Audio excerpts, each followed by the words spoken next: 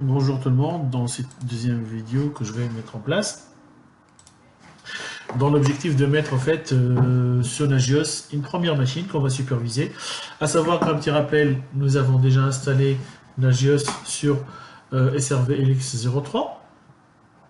Donc et là maintenant, on va se connecter directement sur la machine concernée, à savoir c'est le SRV LX02 tout simplement pour qu'on récupère l'adresse IP. Donc on vérifie bien que l'adresse IP et c'est l'adresse IP 121. Et là, on va essayer de faire un ping directement pour voir est-ce que l'internet ça fonctionne ou pas. Pourquoi? Parce qu'on aura besoin de internet pour mettre les mises à jour. Donc la première commande, on va essayer de mettre à jour la machine directement. Donc un apt get update et upgrade. Vous voyez très bien qu'on a des choses qui vont avoir lieu. Voilà. Et pour faciliter en fait la prise en main, je vais utiliser petit sur la machine en question, la 121, afin de pouvoir directement ouvrir les documents à côté et faire copier-coller. Donc vous voyez très bien que la première fois que je vais utiliser petit SSH, je suis obligé d'accepter le certificat. On se connecte avec l'utilisateur, super utilisateur que j'ai, jamais avec le root parce que par défaut il est désactivé. Puis on va se mettre maintenant sur le root. Donc grâce à la commande SU, on va se mettre en route, mais juste là, on va changer un peu les paramètres d'affichage pour que la vidéo soit un peu mieux, plus claire. Donc là, on est connecté tant que route sur notre machine directement. Et là, on va reprendre notre document sur lequel on va se baser. De toute façon, ce document-là, vous allez le trouver, le lien directement dans la vidéo. Donc après avoir mis la première chose, c'est la mise à jour. Donc là, on va installer les prérequis, les packages essentiels. Ça revient à peu près à la même chose tout le temps. Les builds essentiels et quelques librairies. Une fois c'est fait, on va essayer de récupérer la dernière version de NRPE, à savoir la 4.02 jusqu'à la date d'aujourd'hui. Donc on va d'abord dans le répertoire CD/TMP, puis on va récupérer la vidéo. Une fois c'est fait, on va commencer maintenant. On va vérifier ce qu'il est bien téléchargé. Voilà. Donc notre NRPE il est là. Donc maintenant, on va commencer à le dézipper, à l'extraire, à le décompresser. Une fois c'est fait, on va directement accéder dans notre répertoire. C'est juste là on a une petite erreur parce que dans le document, j'ai laissé la dernière version qui était la 4.3. La dernière fois, la version de la dernière fois, et j'avais oublié de mettre celle-là, hein, la plus récente. Donc je vais aussi la changer après dans le CD NRPE, c'est la 4.02. Donc vous voyez, s'il vous plaît, prendre en considération ça, c'est la dernière version. Ou vous pouvez l'adopter par rapport à la version que vous récupérez. C'est pas une condition que ce sera la dernière. Dans tous les cas, tant que la condition est encore valable sur le site hein, de Nagios, et là encore, voilà, on va dire en release, il n'y a pas de souci. Donc là, on a configuré pour notre NRPE. On voit très bien que c'est le port 5666 qui va être ouvert. Un make-up all puis make install, donc les 5 fameux mais que je vais mettre là ici. Un après l'autre. Voilà.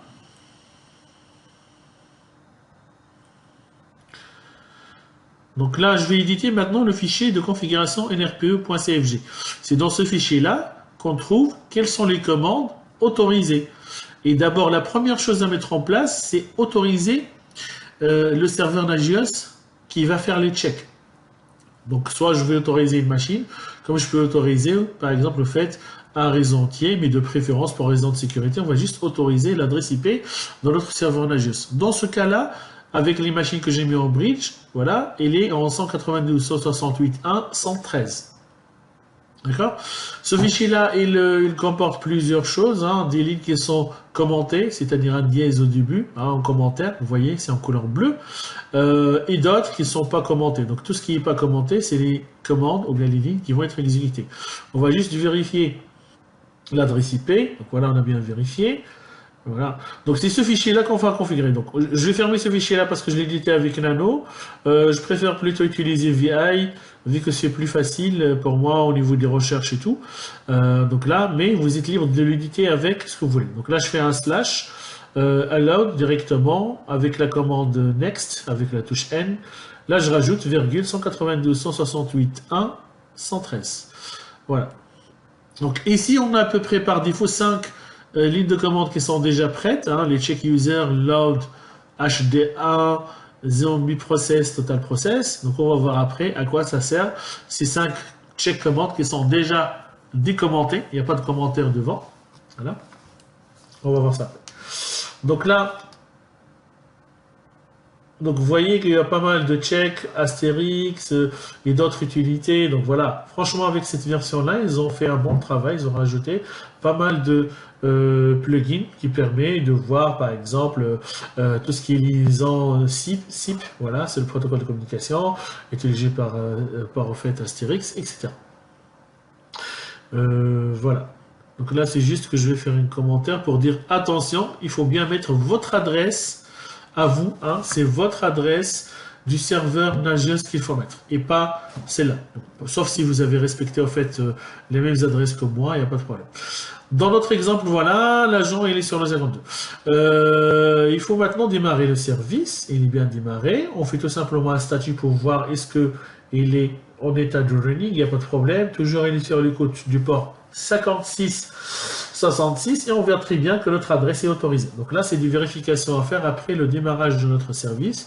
Il faut avoir en fait le réflexe et l'habitude de le faire assez souvent.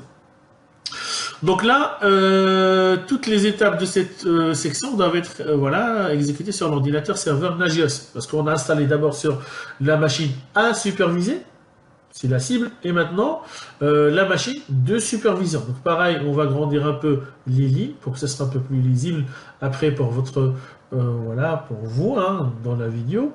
Donc là, de la même façon, on va récupérer le même package NRPE, le même site. Donc voilà. Avant, je vais me mettre dans le CD TMP. Juste là, j'ai oublié une petite commande au début. Hein, c'est de la commande wget qui permet de récupérer à partir d'un lien. Voilà, donc là, la commande wget. Donc copier. Là, on récupère bien le fichier. Hein, c'est quelques kilos, il n'y a pas de grande chose. Hein. Et là, on va commencer à le désarchiver, puis le configurer de la même façon qu'on a vu tout à l'heure. Attention, donc là, j'ai une petite erreur. Donc je dois aller chercher. En fait, parce que là, je suis dans un répertoire, le CDNRPE, donc il faut que j'enlève l'extension à la fin, le point tar, le point GZ. Donc là, en fait, c'est en même temps que je fais la vidéo, je suis en train de modifier la documentation pour qu'elle soit quand même opérationnelle.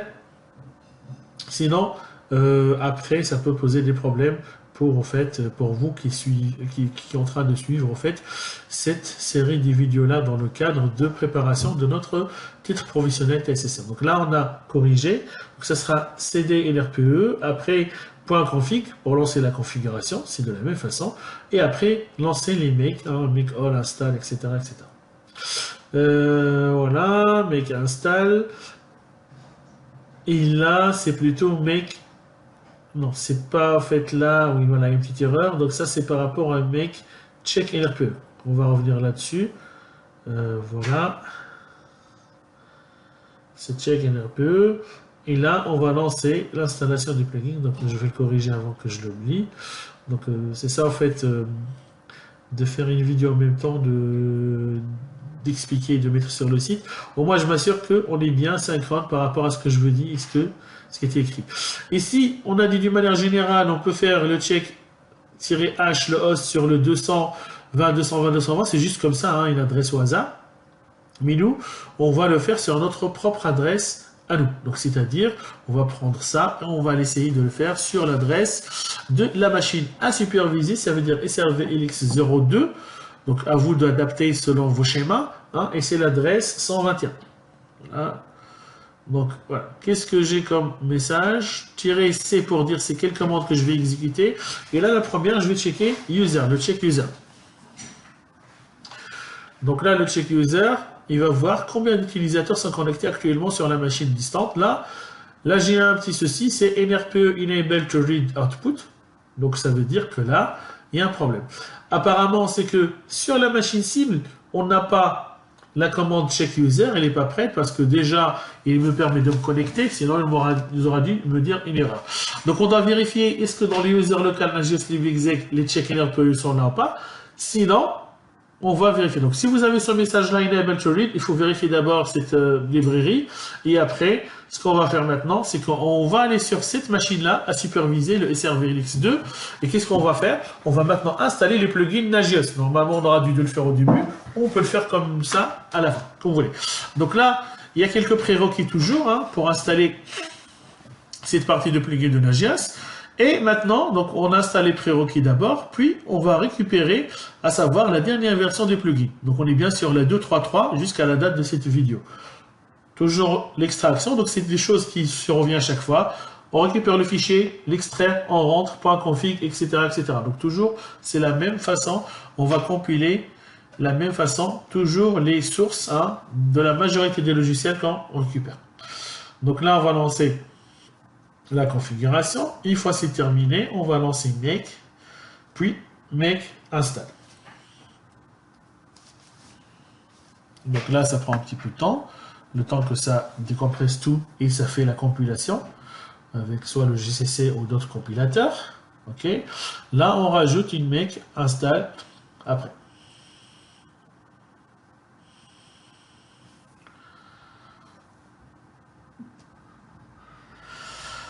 C'est de la même façon que soit on utilise Asterix, Nagios, autre, au fait, GLPI ou quoi que ce soit, toujours on récupère les sources et on installe à partir des ressources.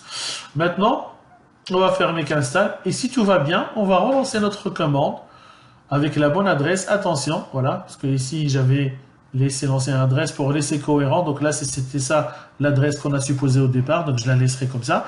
Mais pour nous, il faut faire attention. On ne va pas l'exécuter sur l'adresse 220, 220, 220, mais plutôt sur notre adresse. Donc je vais d'abord effacer l'écran et après, je vais lancer la commande sur l'adresse. Voilà. Donc qu'est-ce que je vois? Je vois que la commande s'est terminée en succès. Et j'ai vu comme quoi j'ai deux utilisateurs, hein, deux connexions. Donc ça représente, je vais juste corriger ici une petite faute d'orthographe. Donc il s'agit de deux connexions simultanées. Donc c'est ça ce qu'il m'a permis de faire en fait mon serveur. Donc là, une c'est celle de la VMware et la deuxième c'est la connexion à partir de petit. Donc c'est ça. Donc là, on va voir un petit peu ce que j'avais dit tout à l'heure. C'est le fichier de configuration en RPE. Pourquoi? Parce que par défaut, vous avez les 5 checks qui sont installés. 5 lignes qui sont installées, qui sont décommentées par défaut. La première qu'on avait ensemble, c'est le check user. Voilà. Et donc, une fois que je tape check-c, donc le -c check, normalement, ça correspond à ce titre-là. Donc tout à l'heure, c'était -check user. Donc -c. Donc si je fais -c un nom qui est entre les deux crochets, normalement, ça doit faire exécuter ce qui est derrière. Donc là, dans la première, quand je fais à chaque fois check user, en réalité, le RPE, qu'est-ce qu'il va faire? Il va appeler le check user qui se trouve dans l'Elixir Nagios local user avec les paramètres -c, le warning, à partir de 5 utilisateurs warning, et critical 10. Pareil, on peut voir pour même, par exemple, la vérification de disque dur, les zombies, voilà, les process zombies, les totals des process, etc. Donc là, je commence par le log, la charge, donc je vois très bien qu'elle me répond. La deuxième, je vais mettre aussi la troisième HD, mais attention, c'est normal, ça marche pas parce que sur cette distribution, il n'y a pas de disque HD, il y a plutôt des SD, soit des SD1, A2, etc. Même si je le fais parce que je sais que ça existe, il ne va pas l'accepter pour une simple raison, c'est parce que je ne l'ai pas programmé dans ce fichier de configuration. Ici, vous avez vu avec process zombie, faut attention, c'est très sensible à la casse, donc il faut bien écrire avec les lettres près, majuscules, minuscules, autre chose. Donc là, on a testé ensemble les 5 checks qui sont par défaut dans NRPE, et là vous en avez d'autres, hein, système métrique, générique service, etc. Des choses qui sont liées au CPU, mémoire, les process, Astérix, voilà. Donc un fichier qui est ouvert, un fichier qui n'est pas ouvert. Bref, donc vous avez tout ce qu'il faut. Et si vous voulez rajouter vous-même vos propres, on va dire vos propres images, n'hésitez pas. Donc la vidéo s'arrête là. Merci et à la prochaine.